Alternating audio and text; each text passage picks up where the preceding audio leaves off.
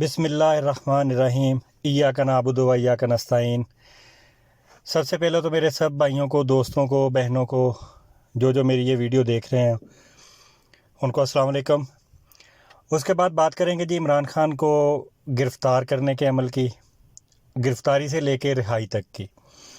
سب سے پہلے جو مین بات آتی ہے کہ رانا ثناء اللہ نے جو پریس کانفرنس کی عمران خان صاحب کی گرفتاری کے بعد، وہ ایک بالکل پلان تھا، بالکل پلان کے تحت پہلے وہ تقریر تیار کر کے بیٹھا تھا کہ یہ بات کہنی ہے، اس طریقے سے کہنی ہے، یہ ایشو بنانا ہے، یہ مدعا کھڑا کرنا ہے۔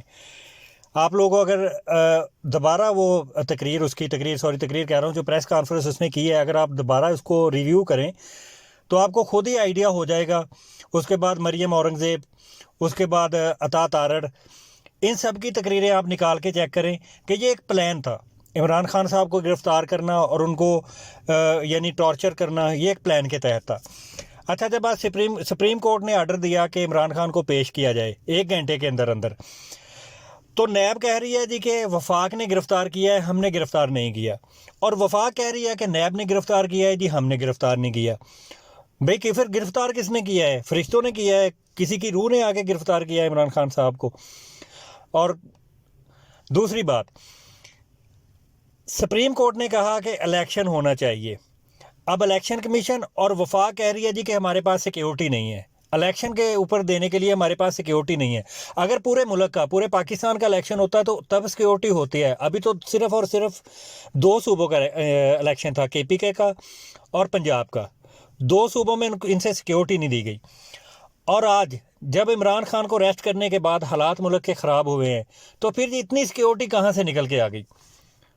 ہمارے ملک پاکستان کی یعنی سیکیورٹی اتنی زیادہ نکلی ہے، آج رینجر نکلی ہے، آرمی نکلی ہے، پولیس نکلی ہے، وہ صرف 1 دن کی سیکیورٹی نہیں دے سکتے تھے الیکشن کے اوپر۔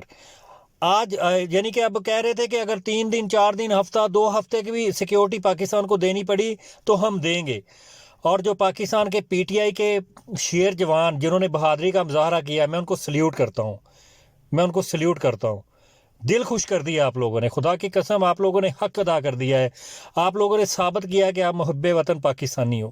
میں ہر محب وطن پاکستانی اور PTI کے ہر سپورٹر کو، ہر ورکر کو، ہر لیڈر کو مبارکباد پیش کرتا ہوں کہ آپ جس طرح آپ نے ڈٹ کے مقابلہ کیا، آمریت کا جس طرح آپ نے مقابلہ کیا، الحمدللہ ان کو اب ثابت ہو چکا ہے کہ پاکستان کی عوام اب 90 کی دہائی والی عوام نہیں رہی۔ اب سوشل میڈیا کا دور ہے بھائی، سوشل میڈیا کا دور ہے۔ نیٹ بند کیا لیکن کچھ نہیں کر پائے۔ جس طرح عوام سڑکوں پہ نکلی، عوام نے احتجاج کیا، یقین کرے دل خوش ہو گیا کہ پاکستان زندہ قوم ہے۔ پاکستان اپنے ناڈر، ایماندار اور مخلص لیڈر کو کھونا نہیں چاہتی اور نہ کھو سکتی ہے۔ سب کو میں بہت دلی مبارکباد پیش کرتا ہوں۔ دلی خوشی ہے سپریم کورٹ نے جو فیصلہ کیا ہے عمران خان کی رہائی کا، الحمدللہ۔ کچھ ادارے تو ہیں جو نیک نیتی سے کام کر رہے ہیں، کچھ لوگ تو ہیں جو نیک نیتی سے کام کر رہے ہیں۔ عمران خان کے خلاف ایک بھی کرپشن کا ثبوت ان کے پاس نہ نکلا ہے، نہ ایک بھی کیس بنا ہے ان کے خلاف۔ توشہ خانہ کا کیس بنایا اگر ان لوگوں نے تو ان سب کے ریکارڈ باہر آ گئے۔ اب نیب کا کیس بنایا تو نیب کہہ رہی ہے کہ ہمارے پاس اس کا کوئی کیس ہی نہیں ہے، ہم نے اریسٹ ہی نہیں کیا اس کو۔